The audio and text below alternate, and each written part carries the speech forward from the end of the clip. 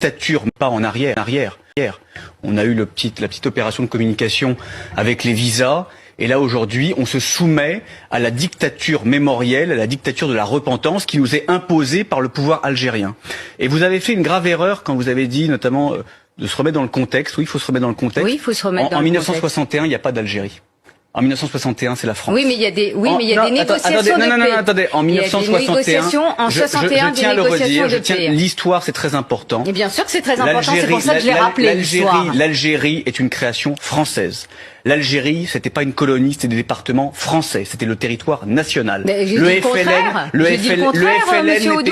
FLN n'était pas un parti politique. Le FLN était un groupuscule terroriste, considéré comme terroriste par le pouvoir et notamment par le pouvoir français, par le gouvernement français et notamment par le gouvernement socialiste français des années 50. Monsieur Odoul, vous avez entendu mes propos. Ce que je veux dire, laissez-le terminer, vous répondez ensuite. Ce que je veux dire, là nous pouvons être d'accord, c'est que on demande beaucoup au gouvernement français de s'autoflageller, de reconnaître ses torts, ses crimes, son histoire.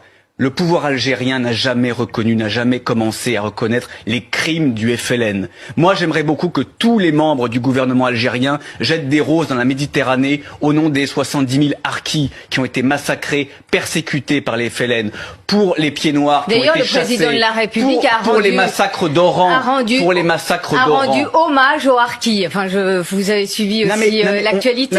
On aimerait que le pouvoir algérien fasse de même et qu'on lui impose, et d'arrêter ce petit jeu, parce que ce n'est pas un petit jeu. Si.